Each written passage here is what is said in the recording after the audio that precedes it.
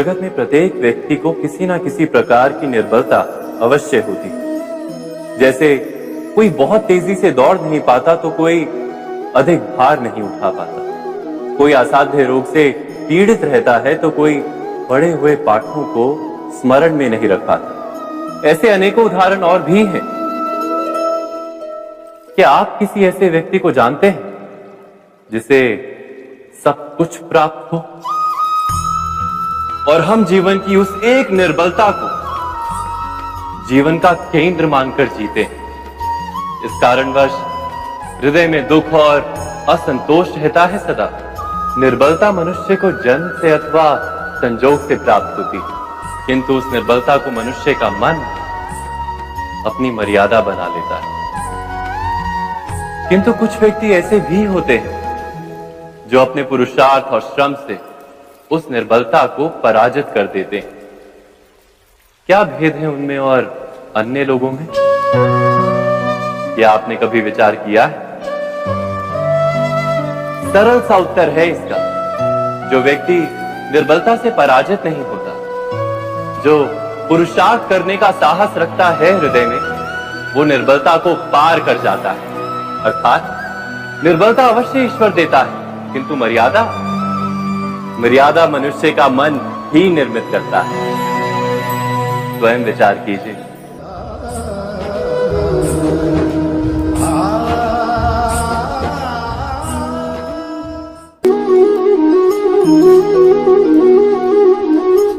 भविष्य का दूसरा नाम है संघर्ष। हृदय में आज इच्छा होती है और यदि पूर्ण नहीं हो पाती तो हृदय भविष्य की योजना बनाता है। भविष्य में इच्छा पूर्ण होगी ऐसी कल्पना करता रहता है, किंतु जीवन ना तो भविष्य में है ना अतीत में। जीवन तो इस क्षण का नाम, अर्थात इस क्षण का अनुभव ही जीवन का अनुभव। पर हम ये जानते हुए भी इतना सा सत्य समझ नहीं पाते। या तो हम बीते हुए समय के स्मरणों को घेर कर बैठे रहते, या फिर आने वाले समय के लिए हम योजनाएं बनाते रहते हैं और जीवन जीवन बीत जाता है। एक सत्य यदि हम हृदय में उतार लें कि ना हम भविष्य देख सकते हैं, ना ही भविष्य निर्मित कर सकते हैं, हम तो केवल धैर्य और साहस के साथ भविष्य को आलिंगन दे सकते हैं, स्वागत कर सकते हैं भविष्य का। तो क्या जीवन का हर पल जीवन से नहीं भर जाएगा? स्वयं विचार कीजिए।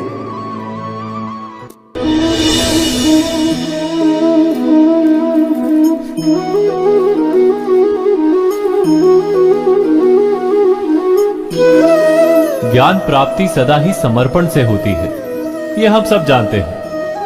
किंतु समर्पण का वास्तविक महत्व क्या है? क्या हमने कभी विचार किया? मनुष्य का मन सदा ही ज्ञान प्राप्ति में विभिन्न बाधाओं को उत्पन्न करता है। कभी किसी अन्य विद्यार्थी से ईर्ष्या हो जाती है, कभी पढ़ाए हुए पाठों पर संदेह जमता है और कभी गुरु द्वारा दिया गया दंड मन को अहंकार से भर देता है। नहीं, क्या ऐसा नहीं होता? न जाने कैसे कैसे विचार मन को भटकाते हैं और मन की इसी अयोग्य स्थिति के कारण हम ज्ञान प्राप्त नहीं कर पाते। मन की योग्य स्थिति केवल समर्पण से निर्मित होती है। समर्पण मनुष्य के अहंकार का नाश करता है, ईर्ष्या, महत्वाकांक्षा आदि भावनाओं को दूर कर हृदय को शांत करता है और मन को एकाग्र करता है। वास्तव में ईश्वर की सृष्टि में ना ज्ञान की मर्यादा है ना ज्ञानियों की। गुरु दत्तात्रेय ने तो गाय और श्वान से भी ज्ञान प्राप्त कर लिया था। अर्थात विषय ब्रह्म ज्ञान का हो या जीवन के ज्ञान का या गुरुकुल में प्राप्त होने वाले ज्ञान का, उसकी प्राप्ति के लिए गुरु से अधिक महत्व है उस गुरु के प्रति हमारा समर्पण। क्या ये सत्य नहीं?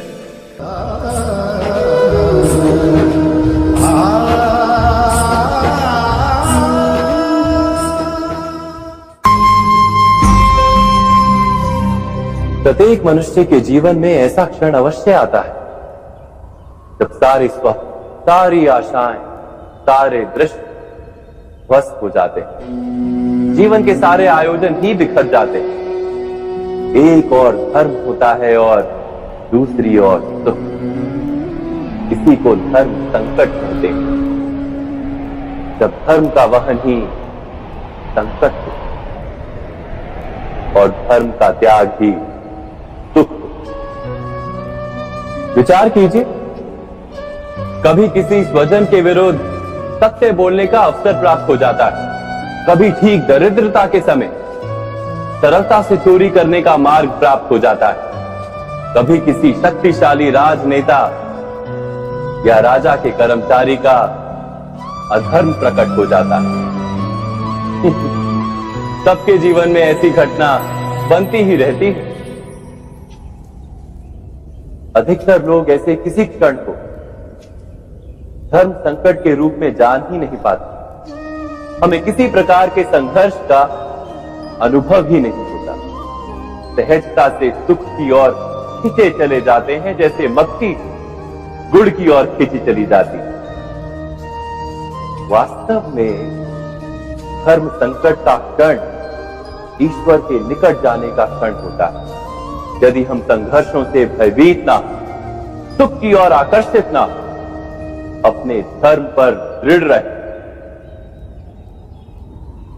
तो ईश्वर का साक्षात्कार दूर नहीं।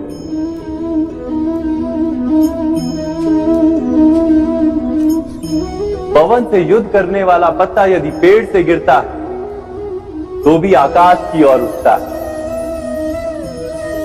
पवन से झुकने वाली घास वही भूमि पर रह जाती है। अर्थात धर्म संकट से यदि हम संकट को ही टाल दें तो सुख तो मिलता है, जीवन बढ़ता है, किंतु क्या चरित्र नहीं टूटता? क्या आत्मा दरिद्र नहीं हो जाती? क्या ईश्वर से अंतर नहीं हो जाता? स्वयं विचार कीजिए। दो व्यक्ति जब निकट आते हैं तो एक दूसरे के लिए सीमाएं और मर्यादाएं निर्मित करने का प्रयत्न अवश्य करते हैं। हम यदि सारे संबंधों पर विचार करें तो देखेंगे कि इन सारे संबंधों का आधार यही सीमाएं हैं जो हम दूसरों के लिए निर्मित करते हैं। और यदि अनजाने में भी कोई अन्य व्यक्ति इन सीमाओं को तोड़ता है तो उसी क्षण हमारा हृदय क्रोध से भर जाता है। इन सीमाओं का वास्तविक रूप क्या है? क्या हमने कभी विचार किया? सीमाओं के द्वारा हम दूसरे व्यक्ति को निर्णय करने की अनुमति नहीं देते। अपना निर्णय उस व्यक्ति पर थोपते हैं, अर्थात किसी की स्वतंत्रता का अस्वीकार करते हैं। और जब स्वतंत्रता का अस्वीकार किया जाता है तो उसका हृदय दुख से भर जाता है। और जब वो सीमाओं को तोड़ता है तो हमारा हृदय क्रोध से भर जाता है। क्या ऐसा नहीं होता?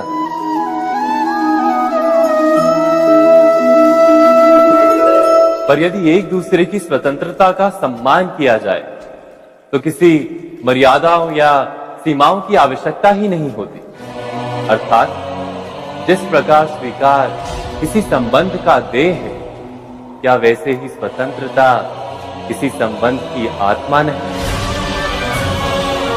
स्वयं विचार कीजिए।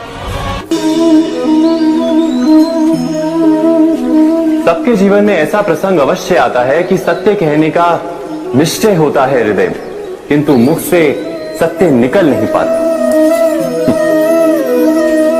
कोई भय मन को घेर लेता है।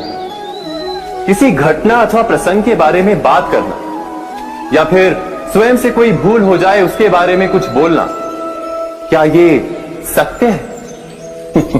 नहीं, ये तो केवल तथ्य है।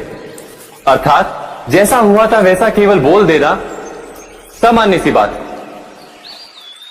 किंतु कभी कभी उस तथ्य को बोलते हुए भी भय लगता है।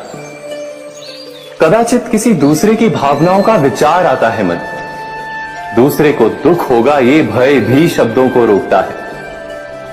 तो ये सत्य क्या है? क्या हमने कभी विचार किया है? जब भय रहते हुए भी कोई तथ्य बोलता है तो वो सत्य कहलाता है। वास्तव में सत्य कुछ और नहीं, केवल निर्भयता का दूसरा नाम। और निर्भय होने का कोई समय नहीं होता, क्योंकि निर्भयता आत्मा का स्वभाव है। अर्थात क्या प्रत्येक क्षण सत्य बोलने का क्षण नहीं होता?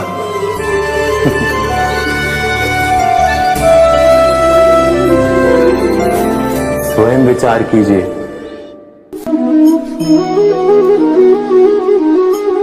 श्रेष्ठता का क्या अर्थ है? श्रेष्ठता का अर्थ है दूसरों से अधिक ज्ञान प्राप्त करना। अर्थात मूल्य इस बात का नहीं कि स्वयं कितना ज्ञान प्राप्त किया, मूल्य इस बात का है कि प्राप्त किया हुआ ज्ञान अन्य लोगों से कितना अधिक है। अर्थात श्रेष्ठता की इच्छा ज्ञान प्राप्ति को भी एक स्पर्धा बना देती है। और स्पर्धा में विजय अंतिम कब होती है?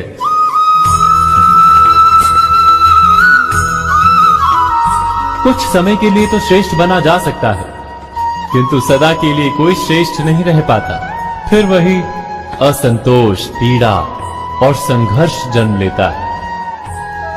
किंतु श्रेष्ठ बनने के बदले यदि उत्तम बनने का प्रयत्न करें तो क्या होगा? उत्तम का अर्थ है कि जितना प्राप्त करने योग्य है वो सब प्राप्त करना, किसी से अधिक पाने की इच्छा से नहीं, मात्र आत्मा की तृप्ति हेतु कुछ प्राप्त करना। उत्तम के मार्ग पर किसी अन्य से स्पर्धा नहीं होती, स्वयं अपने आप से स्पर्धा होती है।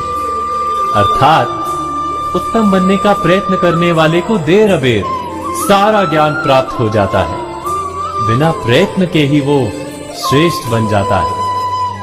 किंतु जो श्रेष्ठ बनने का प्रयत्न करता है वो श्रेष्ठ बने या ना बने, उत्तम कभी नहीं बन पाता।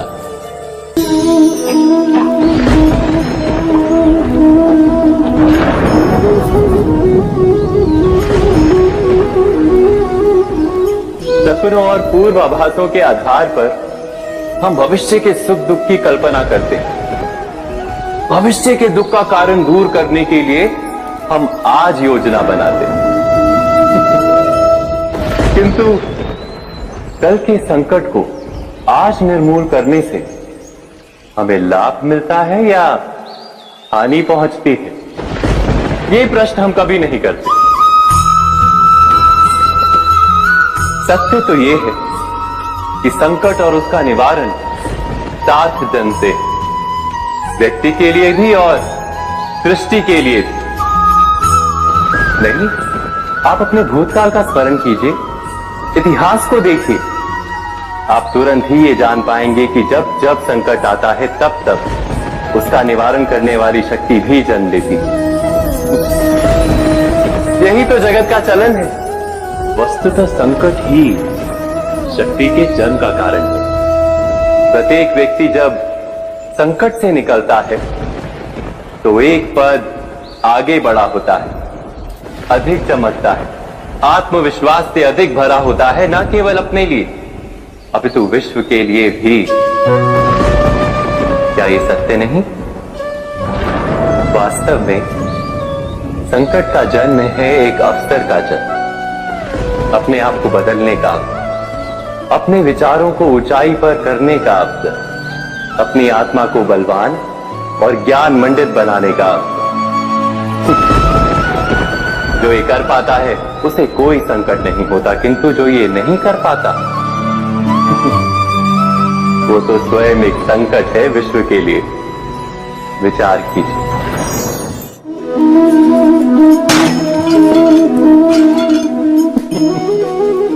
स्वयं विचार कीजिए।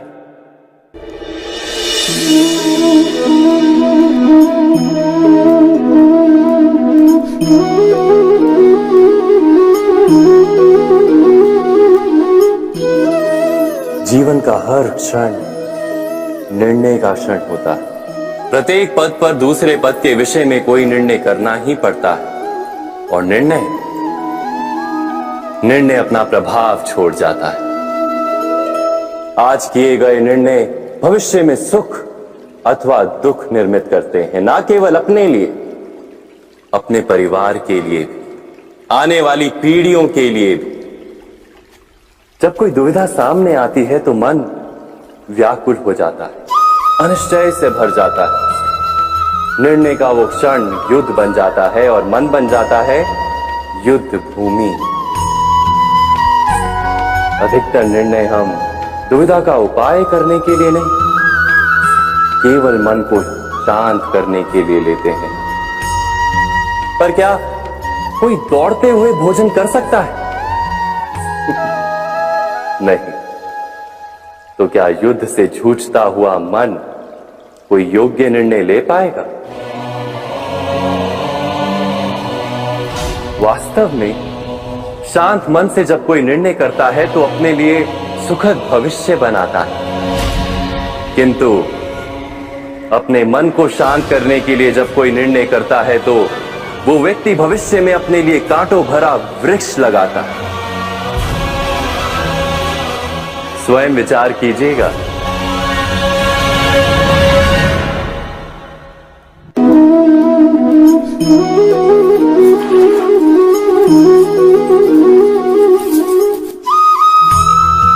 जीवन में आने वाले संघर्षों के लिए जब मनुष्य स्वयं को योग्य नहीं मानता, जब उसे अपने ही बल पर विश्वास नहीं रहता, तब वो सद्गुणों को त्याग कर दुर्गुणों को अपनाता है।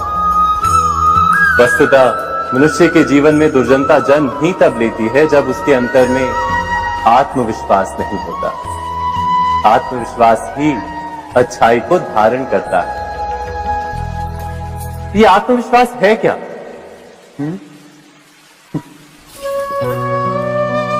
जब मनुष्य ये मानता है कि जीवन का संघर्ष उसे दुर्बल बनाता है, तो उसे अपने ऊपर विश्वास नहीं रहता। वो संघर्ष के पार जाने के बदले संघर्ष से छूटने के उपाय ढूंढने लगता है। किंतु जब वो ये समझता है कि ये संघर्ष उसे अधिक शक्तिशाली बनाते, ठीक जैसे व्यायाम करने से देह की शक्ति बढ़ती, तो प्रत्येक संघर्ष के साथ उसका उत्साह बढ़ता है। अर्थात आत्मविश्वास और कुछ भी नहीं, मन की स्थिति जीवन को देखने का दृष्टिकोण मात्र है। और जीवन का दृष्टिकोण तो मनुष्य के अपने वश में होता है। स्वयं विचार कीजिए।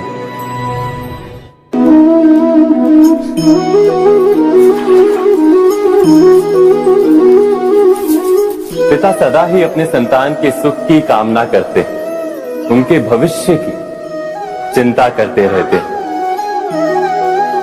इसी कारणवश सदा ही अपने संतानों के भविष्य का मार्ग स्वयं निश्चित करने का प्रयत्न करते रहते।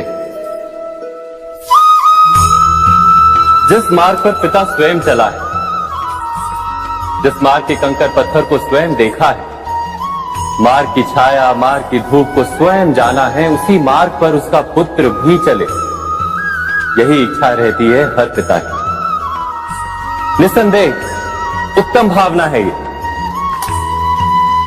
किंतु 3 प्रश्नों के ऊपर विचार करना हम भूल ही जाते। कौन से प्रश्न? प्रथम प्रश्न, क्या समय के साथ प्रत्येक मार्ग बदल नहीं जाते? क्या समय सदा ही नई चुनौतियों को लेकर नहीं आता? तो फिर बीते हुए समय के अनुभव नई पीढ़ी को किस प्रकार लाभ दे सकते हैं?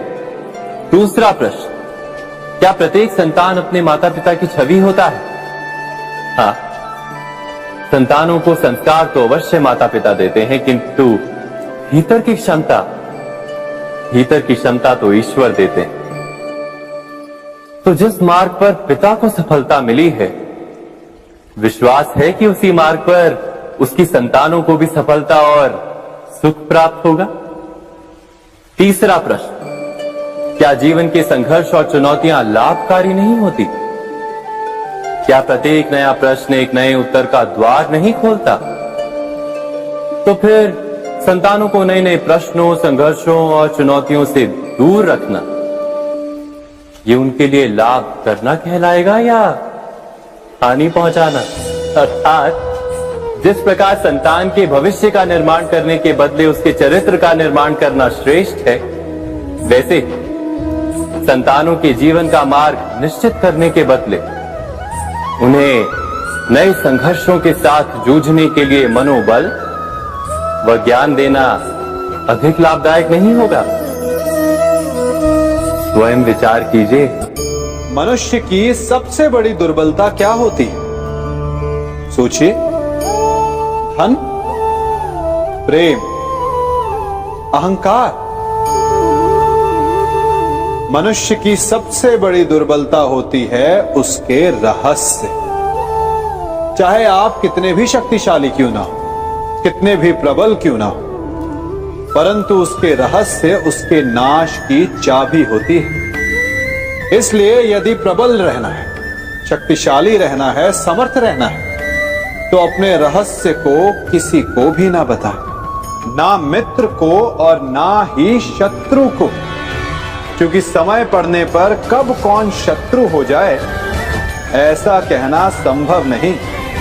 विभीषण को रावण के अमृत कुंड का ज्ञात था, इसीलिए प्रभु श्री राम रावण का वध करने में सफल हो सके। इसलिए उचित यही है कि आप अपने रहस्य को स्वयं तक ही सीमित रखें। मनुष्य जीवन की परीक्षा में सफल होने के लिए क्या नहीं करता?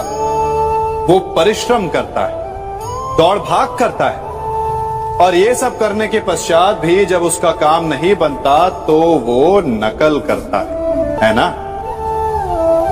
तनिक लौटिए अपने बचपन में, स्मरण कीजिए अपने बचपन की स्मृतियों का। क्या स्मरण हुआ? विद्यालय में जब आप परीक्षा देने जाते थे तो क्या होता था? आप ना सही, परंतु कोई ना कोई सफलता पाने के लिए नकल करता ही था और उत्तीर्ण भी हो जाता था, है ना? परंतु जीवन की परीक्षा ऐसी नहीं होती। नकल करने वाला सफल नहीं होता। कारण विद्यालय में सबके प्रश्न पत्र एक होते थे, परंतु जीवन के प्रश्न पत्र और उनकी कठिनाई सबके लिए भिन्न होती, तो निश्चित रूप से उनके उत्तर भी भिन्न होंगे ना। इसलिए यदि आपको जीवन में सफलता पानी है तो नकल ना कीजिए, स्वयं के प्रश्नों का उत्तर स्वयं ढूंढिए और सफलता आपकी ही होगी।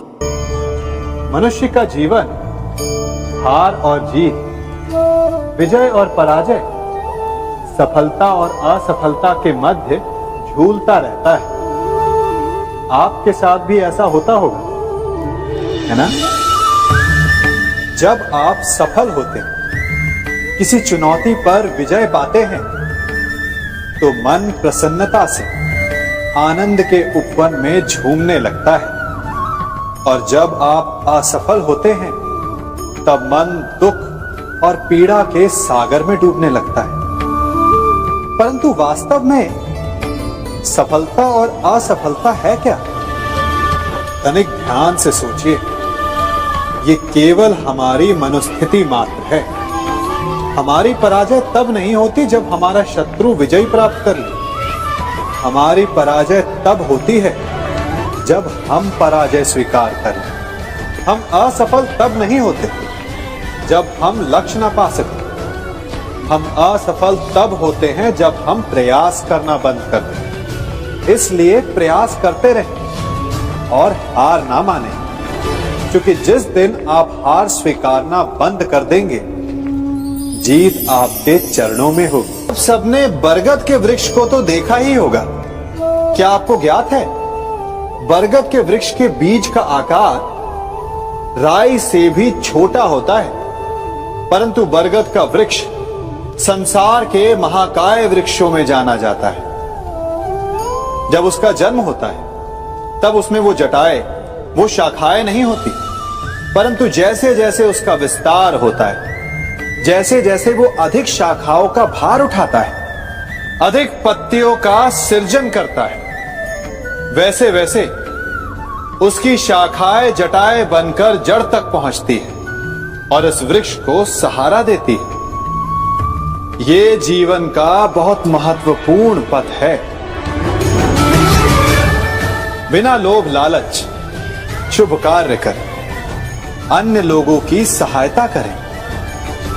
धीरे धीरे आपने जिनकी सहायता की वो आपके सहायक बनते जाएं, आपकी जड़ों को और बलशाली बनाएंगे, आयु मान और आकार बढ़ाएंगे।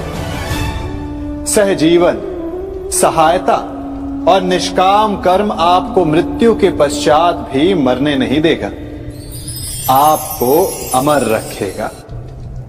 हमारा शरीर प्रकृति का एक महान आविष्कार है। इससे जटिल संरचना संसार में और कोई नहीं। हमारा शरीर जितना जटिल है, यदि इसे ठीक से जाना जाए तो इससे अधिक सरल ज्ञान देने वाला और कोई नहीं। हमारे शरीर में 5 इंद्रियां होती हैं जो हमें भाव, गुण और वस्तुओं का बोध कराती हैं। हमारे पास आंखें हैं, नाक है, स्पर्श के लिए त्वचा है, कान है और जीभा है। सबका भिन्न भिन्न कार्य है। आंखों से देखना, कानों से सुनना, नथनों से श्वास लेना, त्वचा से स्पर्श करना और जीभा से स्वाद लेना। परंतु क्या आपने कभी सोचा कि प्रकृति ने हमें 2 आंखें दी, 2 नथने दी, 2 कान दी, स्पर्श के लिए ये पूरा शरीर दिया, परंतु जीभा केवल 1 दी? ऐसा क्यों? क्योंकि प्रकृति चाहती है कि हम देखें अधिक, सुने अधिक और ज्ञान अधिक अर्जित करें, बोले कम। क्योंकि अधिक वाचाल नाश को निमंत्रण देता है। स्मरण रखिएगा।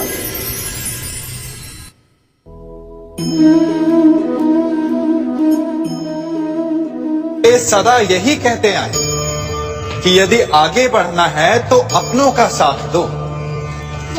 सत्य कहते हैं, अपनों का साथ देना ही चाहिए, परंतु साथ देने से पूर्व ये अवश्य पहचान लेना चाहिए कि अपने हैं कौन। क्या अपने वही होते हैं जिनके साथ हमारा रक्त संबंध होता है, या अपने मित्र? अपने वो होते हैं जो हमें सद्कार्य के लिए प्रेरित करें, हमें आगे बढ़ाएं, हमारा साथ दें। और वो जिनका साथ देने से समाज का नाश, धर्म की हानि, वो सगे हो करके भी सगे नहीं होते। इसलिए जब अपनों की परिभाषा का चुनाव करें तो उन्हें अपना माने जो आपका साथ दे, उन्हें नहीं जो हमें अज्ञान के मार्ग पर ले जाएं।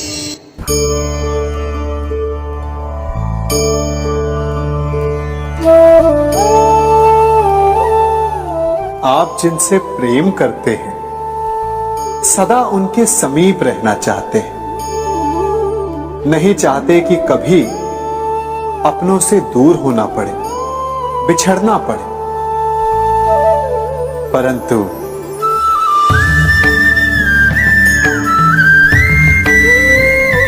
एक समय के पश्चात अपनों से दूर हो जाना उन्नति के लिए आवश्यक है। आप माता पिता हैं। यदि आप अपनी संतान के जीवन के हर पग पर उनका मार्गदर्शन करते रहेंगे तो आपकी संतान स्वयं मार्ग चुनना कैसे सीखेगी? मार्ग के कांटों से स्वयं को बचाना कैसे सीखेगी? इसीलिए एक समय के पश्चात अपनों से बनाई गई दूरी सदा लाभदायक रहती है। आज मैं आप सबको एक कथा सुनाता हूं। एक दिन प्रातः एक व्यापारी अपने घर से निकला। घर से निकलते ही एक बिल्ली ने उस व्यापारी का मार्ग काट दिया। व्यापारी घबरा गया वो फिर से घर लौट गया और शुभ घड़ी की प्रतीक्षा करने लगा। और जब वो पुनः अपने घर से निकला तब वो वाहन जा चुका था जिससे राजा तक पहुंचकर उसे भेंट देनी थी। राजा को भेंट नहीं मिली। राजा क्रोधित हो गए। राजा ने उस व्यापारी का व्यापार बंद करवा दिया। इस कारण व्यापारी क्रोधित होकर घर पर अपनी पत्नी से लड़ बैठा। पत्नी अपने बच्चों समेत मैके वापस चली गई और उस व्यापारी के जीवन में यदि कुछ रह गया था तो केवल अंधकार। और इन सब का कारण वो उस बिल्ली को मानता रहा जिसने उसका मार्ग काटा था। ऐसा ही एक दूसरा व्यापारी राजा को भेंट देने निकला और उस व्यापारी का मार्ग भी एक बिल्ली ने काट दिया। वो व्यापारी तनिक घबराया, परंतु उसने आगे बढ़ना अधिक उचित समझा। राजा तक वो समय पर पहुंचा। उसने राजा को भेंट दी। राजा प्रसन्न हुए और राजा ने व्यापारी को अपना व्यापार बढ़ाने की अनुमति दी, स्वर्ण आभूषण दी। जब व्यापारी घर पर पहुंचा तो पत्नी को आभूषण और अपने बच्चों को देने के लिए वस्त्र थे उसके पास। हर ओर प्रसन्नता थी। समझ रहे हैं ना? दोनों के साथ एक ही प्रकार की घटना हुई, परंतु दोनों की प्रतिक्रिया भिन्न थी। ऐसा ही हमारा जीवन भी है। हमारे जीवन में प्रारब्ध का अपना स्थान है, परंतु उससे कई अधिक महत्वपूर्ण हमारी प्रतिक्रिया, हमारे सोच का प्रभाव है, क्योंकि यही हमारे जीवन को आकार देते हैं। इसलिए अपनी सोच को सकारात्मक रखिए। आपका जीवन सदैव आनंदमय।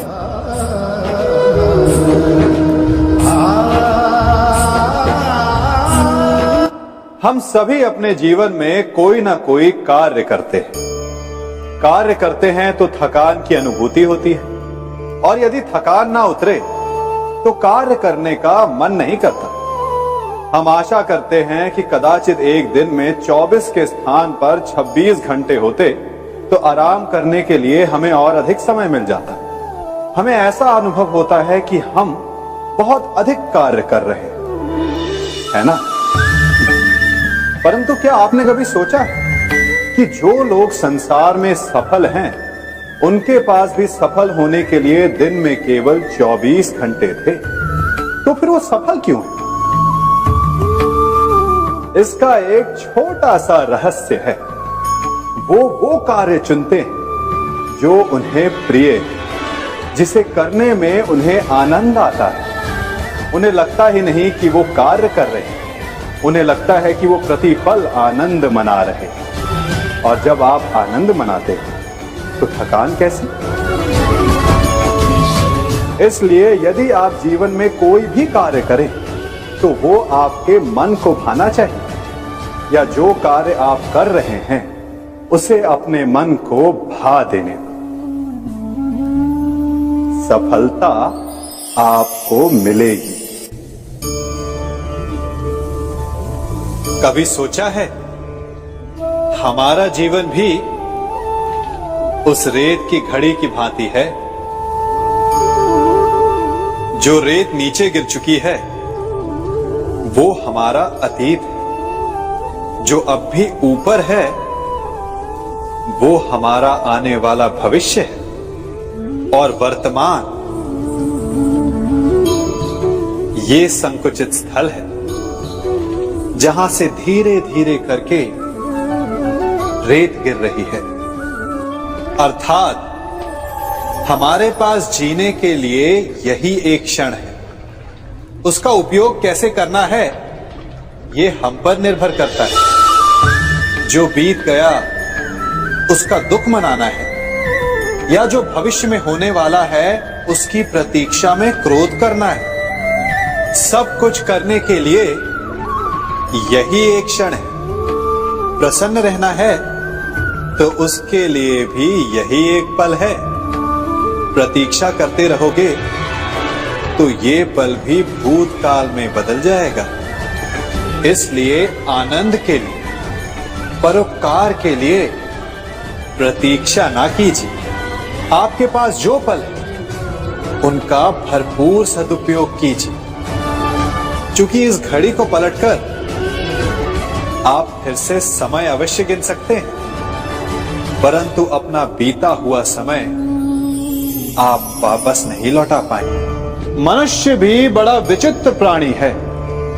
अपनों से नीचे के स्तर के लोगों को वो हे दृष्टि से देखता है, उनका उपहास उड़ाता है, उनसे बार बार कहता है कि तुम्हारा कुछ नहीं हो सकता, तुम भविष्य में कुछ नहीं कर पाओगे। जब मनुष्य के पास धन, संपत्ति, मान होता है तो वो दूसरों का आदर नहीं करता, परंतु वो एक बात भूल जाता है कि उससे भी अधिक शक्तिशाली कोई अस्तित्व में है, और वो है समय। काल काल अपना चक्र कब बदलेगा ये कोई नहीं जानता। समय अपनी करवट कब लेगा ये कोई नहीं जानता। कोयला भी समय के साथ साथ हीरे में परिवर्तित हो जाता है। इसलिए जीवन में कभी भी किसी का भी उपहास नहीं उड़ाना चाहिए।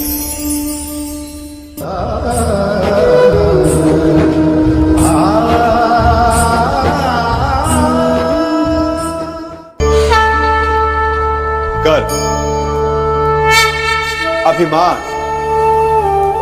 और अहंकार, ये तीनों सुनने में एक जैसे लगते हैं, परंतु तीनों का अर्थ भिन्न होता है और परिणाम भी। तीनों का आरंभ प्रेम से होता है। स्वयं से प्रेम, परिश्रम हमारे मन में गर्व को जन्म देता है और सफलता अभिमान जगाती है। यहां तक ठीक है, परंतु जब ये भावना अहंकार बन जाती है तब वो समस्या बन जाती है, क्योंकि सबसे बुरा अंत अहंकारी का ही होता है। परंतु मनुष्य के लिए पहेली यही है कि पहचाना कैसे जाए कि अहंकार जग गया है और उसका दमन आवश्यक है। इसका उत्तर मैं नहीं, आपका मन देगा। जब तक आप स्वयं से प्रसन्न हैं, जब तक आप सबसे ऊंचा उठने का प्रयास कर रहे हैं, तब तक ठीक है। परंतु जब आपके मन में दूसरों को नीचा समझने का भाव आ जाए तो सावधान हो जाइए, क्योंकि यही अहंकार है जो वास्तव में आपको हीन कर रहा है।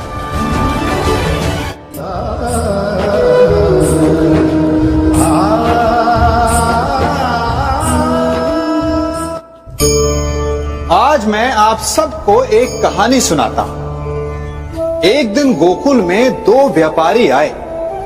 एक व्यापारी शहद का था, बड़ा मीठा शहद था उसका, परंतु वो गोकुल में टिक नहीं पाया। उसके व्यापार ने घाटा खाया और शीघ्र ही वो गोकुल छोड़कर चला गया। और दूसरा व्यापारी मिर्च का था। पहले दिन वो एक पोटली लाया और दूसरे ही दिन वो पूरी बैलगाड़ी भर कर लाया, और धीरे धीरे पूरी मथुरा में उसकी धाक जम गई। मुझे बड़ा आश्चर्य हुआ, तो मैंने बाबा से पूछा कि ऐसा क्यों कि एक मीठे शहद का व्यापारी कंगाल हो गया और एक मिर्च का व्यापारी धीरे धीरे नगर सेठ बन गया। बाबा मुस्कुराए और उन्होंने कहा कि मीठी बोली बोलने वाले की तीखी मिर्च भी बिक जाती है, और जो कड़वी बोली बोलता है उसका मीठा शहद भी नहीं बिकता। वाह, कितने उत्तम विचार हैं उनके, और उचित ही है। मनुष्य अपने जीवन में सदैव अपने वचनों से उठता है और अपने वचनों से ही गिरता है। इसलिए अपने जीवन में सदैव मीठी बोली बोलने का प्रयास कीजिए, आपका जीवन सरल हो जाएगा। मनुष्य की सबसे बड़ी दुर्बलता क्या होती है? सोचिए। धन, प्रेम, अहंकार। मनुष्य की सबसे बड़ी दुर्बलता होती है उसके रहस्य। चाहे आप कितने भी शक्तिशाली क्यों ना हो, कितने भी प्रबल क्यों ना हो, परंतु उसके रहस्य उसके नाश की चाबी होती है। इसलिए यदि प्रबल रहना है, शक्तिशाली रहना है, समर्थ रहना है, तो अपने रहस्य को किसी को भी ना बताए, ना मित्र को और ना ही शत्रु को, क्योंकि समय पड़ने पर कब कौन शत्रु हो जाए ऐसा कहना संभव नहीं। विभीषण को रावण के अमृत कुंड का ज्ञात था, इसीलिए प्रभु श्री राम रावण का वध करने में सफल हो सके। इसलिए उचित यही है कि आप अपने रहस्य को स्वयं तक ही सीमित रखें।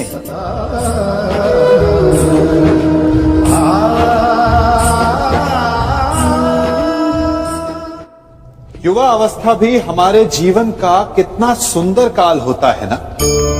बाहु में बल, मन में कुछ बड़ा कर जाने की चाह, आंखों में भविष्य के सुंदर और कोमल सपने। और इसी अवस्था में मनुष्य के भीतर पनपता है प्रेम। किसी को देखकर उस पर मन मोहित हो जाता है और फिर मनुष्य अपना सब कुछ उस पर न्यौछावर कर देना चाहता है। फिर प्रेम की परिणति होती है विवाह में। क्यों? सबको अपने खट्टे मीठे संस्मरण स्मरण हुआ है ना। परंतु यहीं से अधिकतर माता पिता और संतान के मध्य विचारों का विरोध प्रारंभ हो जाता है। संतान को लगता है कि उसका चुना जीवन साथी ही उसके लिए उपयुक्त है, और माता पिता को लगता है कि संतान अनजाने में भूल कर रही है।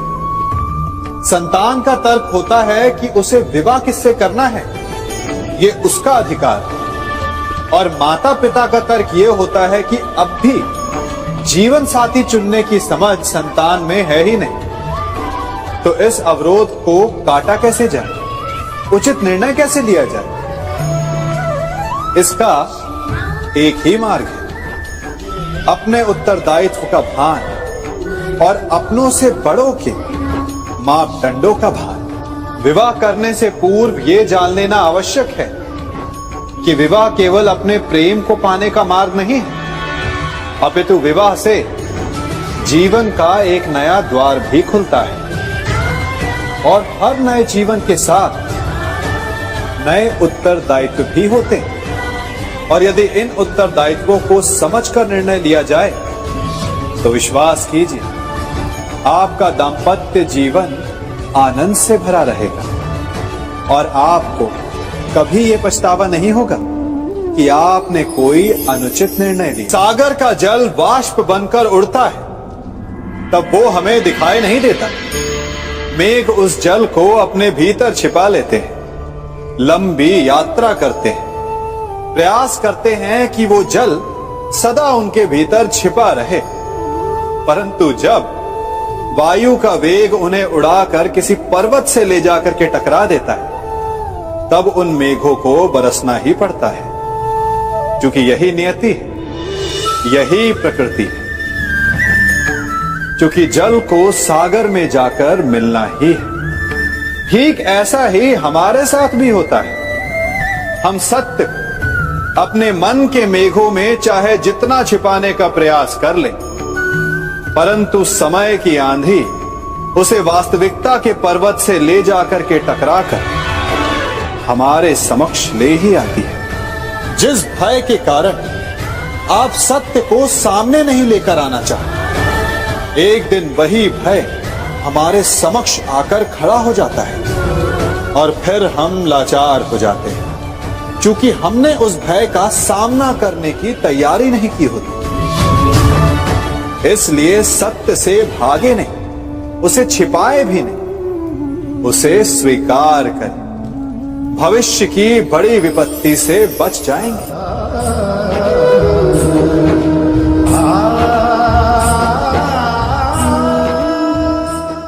कभी कभी आप सबके जीवन में एक ऐसी विचित्र समस्या अवश्य आती है कि शक्तिशाली के समक्ष मौन हो जाए। कि उस शक्तिशाली से विवाद करने से बचने के लिए आप मौन रह जाते। मानता हूं ऐसा करने से आप एक विवाद से बच जाते, एक संघर्ष से बच जाते, परंतु ऐसा बचाव एक बड़े संघर्ष को जन्म दे देता है। कैसे? हमारा मौन रहना अनजाने में उसका समर्थन बन जाता है और वो स्वयं को अधिक शक्तिशाली अनुभव करता है और यहां से हमारा दमन प्रारंभ हो जाता है। एक के बाद एक हम अन्याय में अनचाहे रूप से सम्मिलित होते चले जाते हैं। तो इसका तोड़ क्या है? ये समझने के लिए ये जानना आवश्यक है कि ऐसी कौन सी बात है जो आपको विरोध करने से रोकती है। ये सामने वाले की शक्ति नहीं जो आपको रोकती है, ये आपके भीतर छिपा भय है जो आपको रोकता है। हाँ, कभी कभी भय आपकी सुरक्षा अवश्य कर सकता है, परंतु साथ साथ ये भी जानना आवश्यक है कि ये भय ही है जो आपको मौन भी रखता है। इसलिए अपने मन से भय को निकालिए और खुलकर अनीति का, अन्याय का विरोध कीजिए और फिर देखिएगा आपका मन कितना मुक्त, कितना हल्का अनुभव करेगा।